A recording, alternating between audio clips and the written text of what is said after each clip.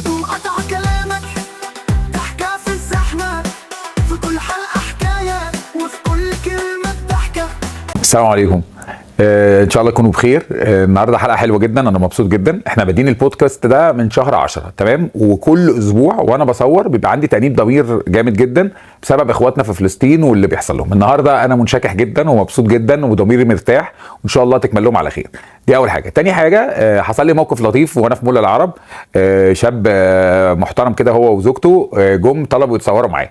انا من كتر الفرحه، طبعا مش هقول ان انا متعود على الموضوع دوت، بس كنت فرحان جدا وفخور جدا بالموضوع دوت واتصورت معاه.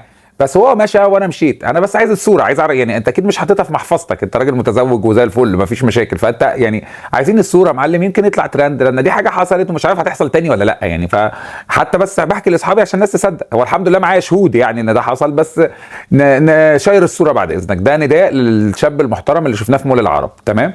طيب ولبست هو جاكيت لان انت كنت متضايق ان انا بنص كم على طول. طيب النهارده هنتكلم على حلقه طلبت مني من فتره، والموضوع زاد عن حده وابتديت احس ان انا لازم اتدخل فيها. تمام. احنا خسرنا مجموعه كبيره من الاهلاويه، خسرنا مجموعه من الدكاتره، خسرنا مدربين جيم، خسرنا ناس كتير. مش ناقص غير ان احنا نبتدي نخسر بالمدن، فهنخسر الكهرويه كلهم النهارده. ماشي. بس انا بلدي اسكندريه ومولود في اسكندريه ولازم ادافع عنها. الموضوع بقى زياده جدا. كنت في القاهره الاسبوع اللي فات ولقيت ان الموضوع بقى داخل في تنمر، يعني تنمر بزياده. تمام. انتوا بتعايرونا ان احنا اسكندرانيه، يعني هل في فيز في اجراءات معينه هتبتدوا تعملوها عشان نخش القاهره؟ لا. فانتوا مش هينفع ان انتوا تتعاملوا معانا كده. احنا هنعمل النهارده مقارنه ما بين اسكندريه والقاهره بالارقام. هنطلع هنا اسكندريه وهنا القاهره. تمام. طيب نبتدي الاول خالص كده من يعني مقارنه ما بين الكلمات اللي بنستخدمها في اسكندريه والكلمات اللي بنستخدمها في القاهره. تمام. اللي انتوا بتقعدوا تمسكوها لنا وكل شويه ايه ده بيقول كذا، ده ايه ده. طيب اول كلمه موضوع الجني دوت احنا ما بنستخدمهوش خلاص. ولو انت مصاحب واحد من اسكندريه بيقول جني ده مشكلتك، انت رحت جبت اوطى ما فينا. ما عندناش جني دي خالص، ما حدش بيقولها. يعني انا عمري ما رحت حسبت مثلا في مكان في اي حته ان شاء الله باكل في الشارع والراجل قال لي والنبي معلش 15 جنيه. ما فيش الكلام ده جو يعني اتحطينا فيه. وكمان احنا ارقى من كده، شعب ارقى من كده. واحنا لو عايز تعرف احنا بنسميها ايه، بنسميها برادس. يعني ده لو احنا اخدنا على بعض قوي هتلاقيني بقول لك برادس. موضوع الجني دوت مش موجود. فده مبدئيا صفر هنا وصفر هنا، ما عندناش اي حاجه. تمام. او واحد هنا وواحد هنا، ما عندناش اي منافسه. تاني حاجه موضوع جومه واستيكه. يعني انت برضو لما انا كنت ببقى في الشغل في القاهره ولا حاجه واجي اقول لحد بس معاك جومه والنبي الله يبارك لك جومه يعني هو ايه العقل ان انا اقول على حاجه اسمها جومه اقول عليها استيكه؟ يعني ما فيش عقل. طيب هنحتكم لمين في القصه ديت؟ هنحتكم للغات اللي بره. هي اسمها جوم خلاص، هي اسمها جوم. موضوع استيكه دي انت جبته منين؟ احنا مش فاهمين ولا عايزين نعرف يعني. بس انت بتقعد تالف في اللغات زي القوطه والطماطم. مش هنتكلم برضو في القوطه والطماطم، بس هقول لك توميتو قوطه. يعني انت بتعايرني انا ان انت بتجيب كلمات اصلا احنا مش عارفين انت جبتها منين. تمام. طيب احنا كده قلنا جوم واستيكه او جومه واستيكه يعني طماطم وقوطه. تمام. طيب نخش على اللي بعده. موضوع بقى ناصيه ودغري واما والكلام دوت كله ده مش موجود عندنا. يعني احنا ما بنقولش احنا مسمينها راوند اباوت. عندنا ميدان فيكتور عمانويل بنسميه راوند اباوت. احنا شيك جدا جدا. في عندنا راوند اباوت اسمه الساعه، في تلاقينا بنشاور لبعض كده. احنا شيك. فما حدش يتكلم على الموضوع بتاع الكلام دوت لان احنا ما بنقولهوش اساسا خلاص. فبرضو دي حاجات كلها داخله علينا من بره من الكومباوندز المجاوره للكومباوند اسكندريه خلاص. اللي هو في كومباوند البحيره، في كومباوند حوش عيسى، كومباوند البيضاء. دي كلها كومباوندز حوالينا، احنا كلنا عايشين مع بعض. طيب نخش على بعد كده الكلمه اللي هي اكثر شيوعا واحنا برضو بنتكلم فيها، موضوع فلافل وطعميه. طب احنا هستحلفك بالله، يعني انت لو طلعت مثلا رحت لبنان او رحت في اي بلد في العالم وقلت لهم يا جماعه انا عايز طعميه، ايه طعميه؟ ما حدش يعني بيعملها. كانش عندنا غير محل واحد انا فاكر في سيدي جابر تقريبا، كان في شارع المشير، كان كاتب طع و100، كان بيقلس عليكم خلاص. ده الوحيد اللي ماشي وراكم، غير كده ما حدش بيعتمدها الجمله دي. فاحنا كده 3-0، ما انتوا مش موجودين اساسا. طيب هتبتدي تخش معايا بقى في الكلام وتتكلم معايا على البحر والنيل وكورنيش ولا كده. احنا بص يا معلم، انا هقفل لك الموضوع خالص. تمام. فندق حوالي 35 دور فاتح على سيدي جابر، قدامه كوبري فيه درايف ثرو. اتحداك حد يعملها، مفيش حد. احنا في نص الكوبري في مطعم سمك، فخلاص احنا كده مخلصين، احنا مقفلين الكتاب ده. يعني البالم ما عملوهاش في دبي، ما عملوهاش لسه لحد دلوقتي، لسه بيفكروا. انا متاكد ان بن زايد لو جه شاف المنظر ده وشاف ان الكوبري كان في مكان تطلع منه كده عشان تمشي الناس، لغيناه وعملناه درايف ثرو. مش هاممنا، لو عندناش حد بيمشي على رجليه، كلنا معانا عربيات وعربيات فارهه، فمش فارق لنا. فانا عايزك تركز في الحته دي. عندنا محل سمك فوق الكوبري، الموضوع بالنسبه لنا لاكجري فشخ، فمش فارقه معانا. طيب، وموضوع ان انت كل شويه تقول ان احنا بنقول احيي، لا احنا ما بنقولش احيي، يعني مش ذنبنا ان ياسمين صبري بتقول احيي، يعني دي حاجه ما تخصناش، تمام؟ وهي دي حاجه شخصيه بالنسبه لها. وكمان احنا عندنا اللغه اقوى من كده، احنا دايما سباقين. واول لفظ تعجب مش احيي ولا احا، كان في الشخره، اسمها الشخره الايه، الاسكندراني، يقول لك سحبت له واحده اسكندراني. يا جماعه احنا سباقين، احنا شعب مبتكر، فانت ما تحسبنيش ان انا مبتكر. بتعينونا برضو بموضوع اللبس وان احنا ما بنلبسش قوي كده. بصوا يا جماعه، احنا دايما بنقول اسكندريه اوضه وصاله، كلنا عارفين بعض، فما بنهتمش قوي ان احنا نتمنظر على بعض. يعني الموضوع ده بالنسبه لنا احنا مكتفيين ذاتيا. اي حاجه، اي طقم، انا اللبس اللي بصحى بيه الصبح بفضل قاعد بيه لحد بالليل، فمش فارقه معايا. ده نوع من انواع ال يعني خلاص ان احنا زهدنا الحياه من كتر ما احنا واخدين على بعض، وكلنا اصحاب وكلنا في حته واحده. طيب نمسك اسامي شويه بقى، نخش بقى يعني اعقدك بقى. نمسك بقى دلوقتي هنبتدي ايه، نكبر الموضوع شويه. خلاص انسى بقى موضوع الكومباوندز، هنجي لها بعد كده. هنتكلم على اسامي الاحياء اللي عندكم. انت عندك الجيزه، عندك 6 اكتوبر، عندك 10 من رمضان، شغل النتائج اللي انت فيه، يعني مش قادر تركز اصلا، تفكر تخش تفتح تلاقي اي تاريخ تروح حاطه. احنا مالناش دعوه بالقصه ديت. انت عندك في القاهره في مكان اسمه كونسيزار، تمام؟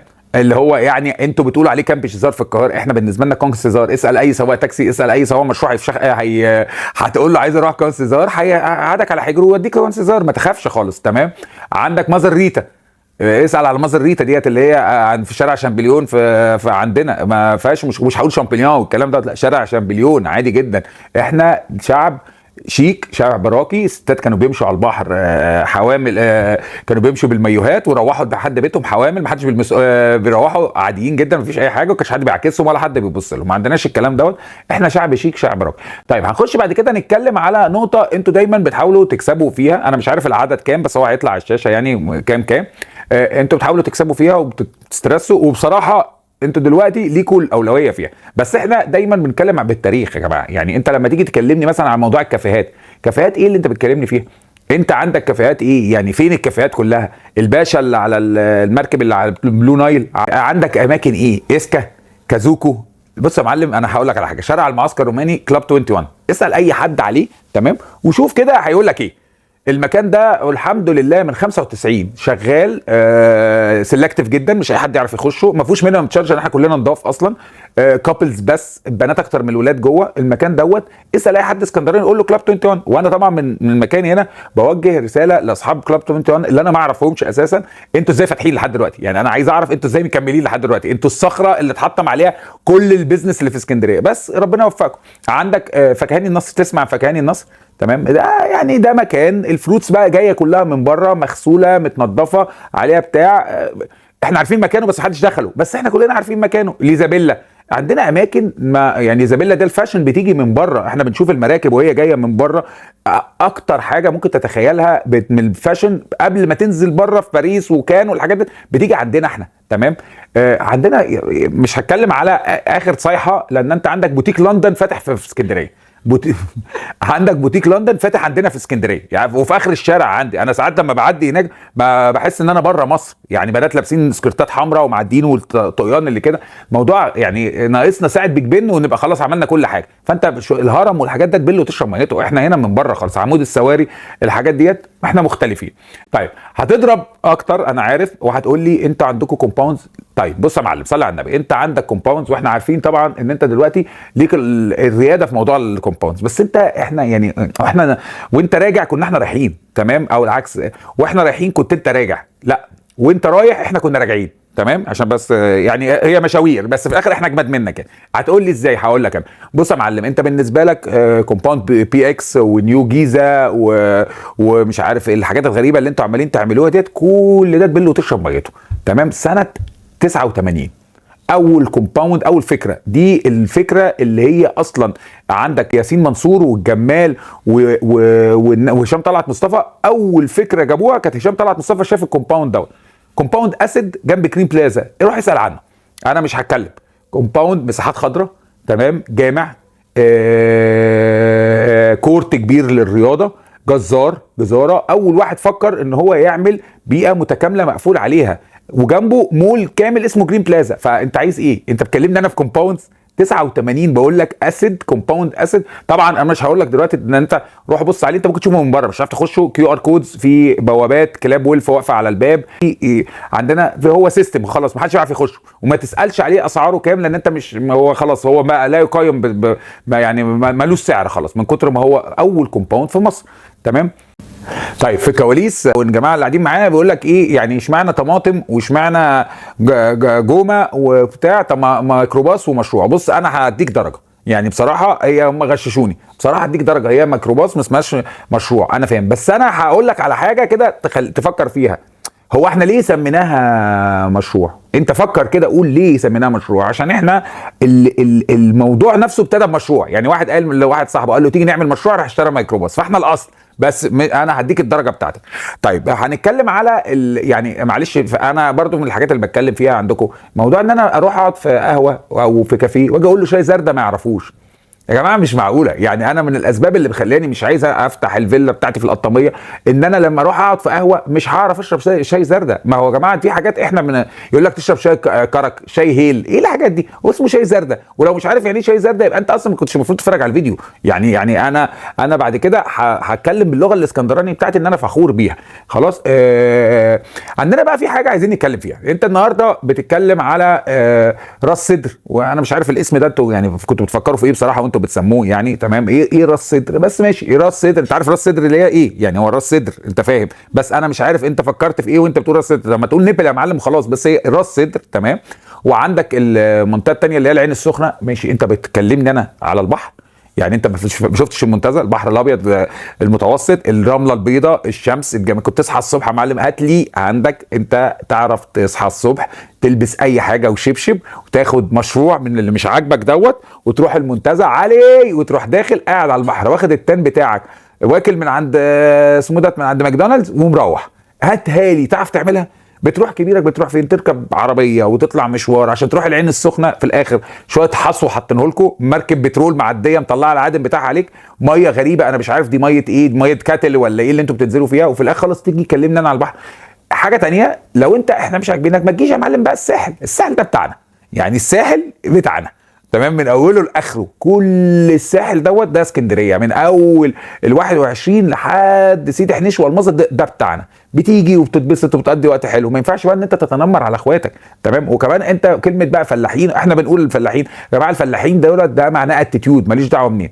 وغير كده احنا لو جينا سالنا اي واحد اسكندراني هتلاقي الاسكندراني احنا عارفين منين طالع فين. الكهرباء يا جماعه انتوا كلكم رحاله، كلكم عاملين زي اللي طلعوا الهنود الحمر من ارضهم وسكنوا. مفيش واحد ميد ان بالم هيلز، مفيش واحد فيكم مثلا اتولد في نيو جيزه في اليكس سكان بتاعت نيو جيزه، مفيش حاجه اسمها كده يا جماعه، انتوا كلكم واخدين شنطكم على الله. نهايه الحلقه انا بشكركم جدا، واخواتي الكهرويه طبعا احنا كسبنا النتيجه قدامك اهوت، ولو حد فيكم يعرف مهندس ديكور كويس يقول لي عشان ان شاء الله نقل القاهره على اول السنه الجايه باذن الله. ميرسي جدا، شكرا. تحرمك